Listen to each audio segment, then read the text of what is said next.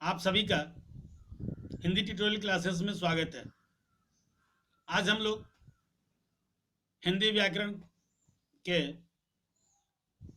कुछ शेष बचे अवयवों के बारे में समझने का प्रयास करेंगे। लेकिन इसके पहले अगर आपने अभी तक वीडियो को लाइक नहीं किया तो लाइक करें, शेयर करें, कमेंट करें, और अगर अभी तक आपने चैनल को सब्सक्राइब नहीं किया तो सब्सक्राइब करें और बेल को जरूर दबाएं ताकि नए वीडियो का नोटिफिकेशन आप सबको मिलता रहे। तो आइए आगे हम लोग अपनी विषय वस्तु पर लौटे हैं। आज अभी हम लोग अव्यय मतलब अविकारी के बाकी के 3 अव्ययों को या अविकारी शब्दों को जानने का प्रयास करेंगे। समुच्चय बोधक, विस्मयादि बोधक और निपात। समुच्चय बोधक, विस्मयादि बोधक और निपात के बारे में समझेंगे आज। इसके पहले भाग में हम लोगों ने अव्यय क्या है, इसके कितने भेद होते हैं तथा अव्यय के 2 अन्य भेद जिसमें क्रिया विशेषण अव्यय और संबंध बोधक अव्यय के बारे में हम लोगों ने समझा था।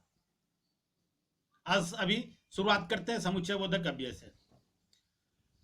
जो 2 शब्दों, 2 पदबंध अथवा 2 वाक्यों को आपस में जोड़े उसे समुच्चय बोधक अव्यय कहते हैं।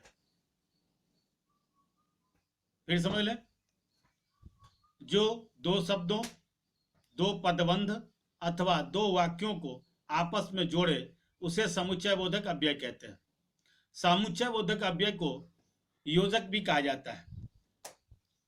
इसके भी 2 प्रकार होते हैं, समानाधिकरण समुच्चय बोधक और दूसरा व्याधिकरण समुच्चय बोधक। समानाधिकरण समुच्चय बोधक अव्यय वे योजक शब्द जो 2 समान अधिकार वाले शब्दों, पदबंधों या वाक्यों को जोड़ने का कार्य करते हैं। फिर से समझेंगे, समानाधिकरण समुच्चय बोधक अव्यय ये वे योजक शब्द होते हैं जो 2 समान अधिकार वाले शब्दों को, 2 समान अधिकार वाले पदबंधों को अथवा 2 समान अधिकार वाले वाक्यों को आपस में जोड़ने का कार्य करते हैं, उसे समानाधिकरण समुच्चय बोधक अव्यय कहते हैं। इसके अंतर्गत जोड़ने के लिए और, एवं, तथा का उपयोग किया जाता है, जबकि विरोध के लिए पर, परंतु, किंतु, अगर, मगर, लेकिन, बल्कि, अपितु, परंच आदि अव्ययों का प्रयोग किया जाता है विरोध के हेतु। इसी तरह विकल्प के रूप में जिन अव्ययों का उपयोग किया जाता है उसमें या, अथवा, या फिर या, नहीं तो, ना कि, अन्यथा आदि ऐसे अव्यय हैं जिनका विकल्प के तौर पर उपयोग किया जाता है हिंदी में। इसी तरह परिणाम के लिए इसलिए, अतः, फलतः, नहीं तो, अन्यथा आदि ऐसे बहुत से अव्यय हैं जिनका उपयोग हम लोग करते हैं समानाधिकरण अव्यय में। इसके बाद है आपको व्याधिकरण समुच्चय बोधक। व्याधिकरण समुच्चय बोधक ऐसे योजक जो 2 ऐसे समुच्चय बोधक ऐसे योजक जो एक मुख्य वाक्य में एक या एक से अधिक वाक्यों या फिर उपवाक्यों को जोड़े व्याधिकरण समुच्चय बोधक अव्यय कहलाते हैं। ऐसे योजक, फिर समझ लें, ऐसे योजक जो एक मुख्य वाक्य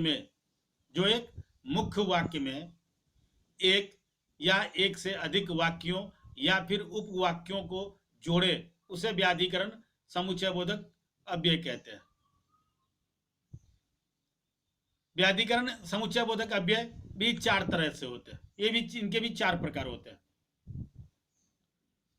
हेतुबोध के लिए, हेतुबोधक के रूप में, क्योंकि, इसलिए, चूंकि, इस कारण आदि शब्द आते हैं। जबकि संकेत के लिए यद्यपि, तथापि, यदि, तो, चाहो, तो, भी, ऐसे अनेक ऐसे उसके उदाहरण हो सकते हैं। स्वरूप बोध के लिए अर्थात मानो, यानी, यहाँ, यहाँ तक आदि शब्द हो सकते हैं। उद्देश्य बोधक में ताकि, जिससे, कि, ये सभी इसके उदाहरण हैं। अब व्याधिकरण के, अब आते हैं हम लोग विस्मयादि बोधक पर। विस्मयादि बोधक वो होते हैं जो हर्ष, घृणा, दुख, दर्द, ग्लानि, तिरस्कार, प्रशंसा, चेतावनी, सहमति, संबोधन, संवेदना आदि के जैसे अनेक मन के भावों का बोध कराते हैं। ठीक है, जैसे उदाहरण के लिए ओह, आह, अरे, उफ, शाबाश, सावधान, हे राम, अजी, हाय आदि शब्द इसके उदाहरण हैं विस्मयादि बोधक अव्यय के। अब आठवां और अंतिम जो है वो है निपात। जिन अव्यय शब्दों के द्वारा वाक्यों में किसी पर विशेष बल दिया जाए उसे निपात कहते हैं। जैसे यह काम आपको ही करना होगा, ये जो वाक्य है उसमें ही निपात है, ही निपात है, जिसके कारण किसी व्यक्ति विशेष को काम करने के लिए जोर दिया जाता है। हिंदी में प्रयोग होने वाले कुछ निपात के उदाहरण इस प्रकार हो सकते हैं या हैं, और भी होंगे, लेकिन कुछ का नाम मैं बताता हूं, जैसे ही, भी, तो, तक, मात्र, भर आदि। आज के लिए इस वीडियो में बस इतना ही। उम्मीद करता हूं कि शायद आपको यह वीडियो अच्छा लगा होगा, आपको पसंद आया होगा।